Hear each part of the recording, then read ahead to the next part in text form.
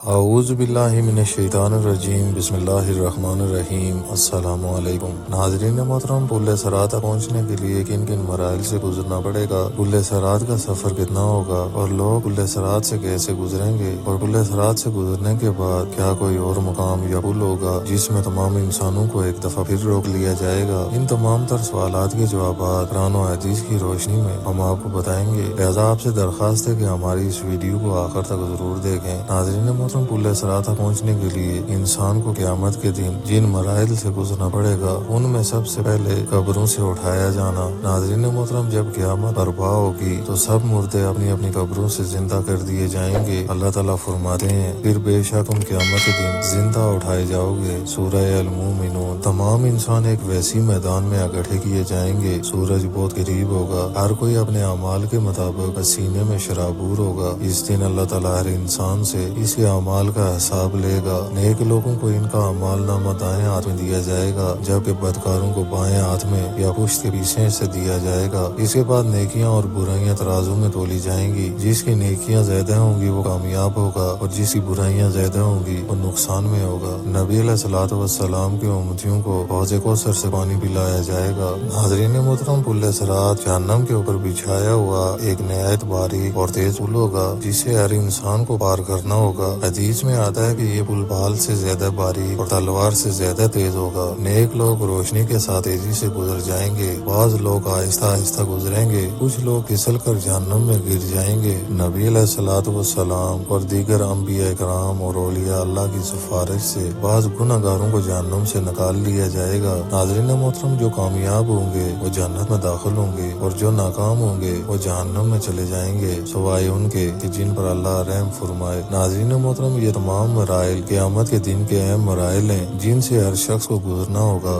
نیک لوگ روشنی کے ساتھ تیزی سے گزر جائیں گے، بعض لوگ آہستہ آہستہ گزریں گے، کچھ لوگ پھسل کر جہنم میں گر جائیں گے۔ ناظرین محترم، اب چلتے ہیں سوال کی جانب کہ پل صراط کا سفر کتنا ہوگا۔ محترم ناظرین، احادیث میں پل صراط کی لمبائی کا واضح ذکر نہیں، لیکن یہ جہنم کے اوپر بچھایا جائے گا اور تمام لوگ اس پر سے گزرنے پر مجبور ہوں گے۔ کچھ روایات میں آتا ہے کہ یہ ایک طویل راستہ ہوگا جو بال سے زیادہ باریک اور تلوار سے زیادہ تیز ہوگا۔ حضرت عبداللہ بن مسعود رضی اللہ تعالیٰ عنہ سے مروی ہے، نبی علیہ الصلوۃ والسلام نے فرمایا، پل صراط جہنم کے اوپر رکھا جائے گا جو بال سے زیادہ باریک اور تلوار سے زیادہ تیز ہوگا۔ مختلف احادیث سے معلوم ہوتا ہے کہ لوگ اپنے اعمال کے مطابق مختلف رفتاروں سے پل صراط عبور کریں گے۔ کچھ لوگ بجلی کی رفتار سے گزر جائیں گے۔ نیک لوگ، انبیاء، صدیقین اور متقی افراد پل صراط کو بہت تیزی سے عبور کر جائیں گے کہ جیسے بجلی چمکتی ہے۔ وہ لوگ جن کے اعمال اچھے ہوں گے مگر درجہ نبیوں کے بعد کا ہوگا وہ ہوا کی تیزی کے ساتھ گزریں گے۔ کچھ لوگ گھوڑے کی رفتار سے پل صراط عبور کریں گے، کچھ لوگ پیدل چلنے کی رفتار سے گزریں گے۔ وہ لوگ جو نیک بھی تھے لیکن کچھ گناہوں میں بھی مبتلا تھے وہ آہستہ آہستہ گزریں گے۔ ناظرین محترم، بعض لوگ بڑی مشکل سے کسی چیز کو پکڑ کر گھسیٹ کر پل صراط عبور کریں گے۔ ناظرین محترم، وہ لوگ جن کے گناہ بہت زیادہ ہوں گے وہ پل صراط پر لڑکھڑائیں گے اور جہنم میں گر پڑیں گے۔ ان میں سے بعض کو اللہ کی رحمت سے نجات ملے گی اور کچھ ہمیشہ ہمیشہ کے لیے جہنم میں چلے جائیں گے۔ ناظرین محترم، پل صراط پر ہر انسان کے اعمال کے مطابق اس کے پاس روشنی ہوگی۔ نیک لوگوں کے پاس بہت زیادہ روشنی ہوگی جس سے وہ فوراً گزر جائیں گے۔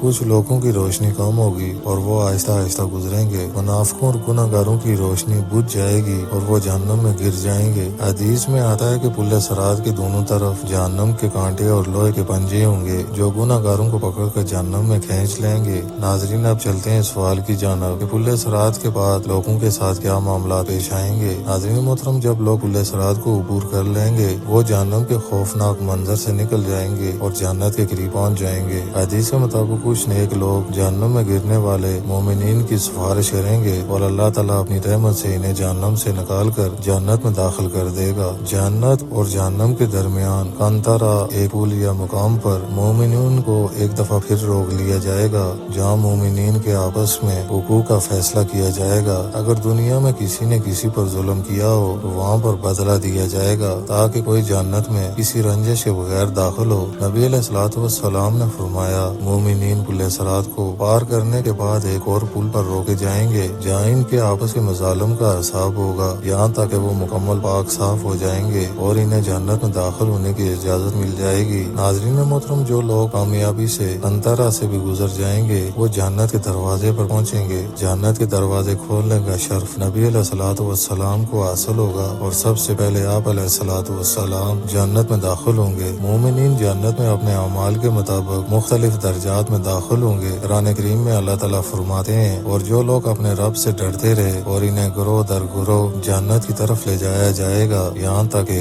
جب وہ وہاں پہنچیں گے اور اسی لیے دروازے کھول دیے جائیں گے اور ان سے کہا جائے گا تم سب پر سلام ہو، تم پاک اور ہمیشہ جنت میں رہو گے۔ ناظرین محترم، جن لوگوں کے گناہ بہت زیادہ ہوں گے اور ان کے لیے کوئی شفاعت نہ ہوگی، وہ ہمیشہ ہمیشہ کے لیے جہنم میں رہیں گے۔ یہ وہ لوگ ہوں گے جو کفر و شرک اور نفاق کے مرتکب ہوئے تھے، ان پر اللہ تعالیٰ کا عذاب ہمیشہ رہے گا اور وہ جہنم سے کبھی نہ نکل سکیں گے۔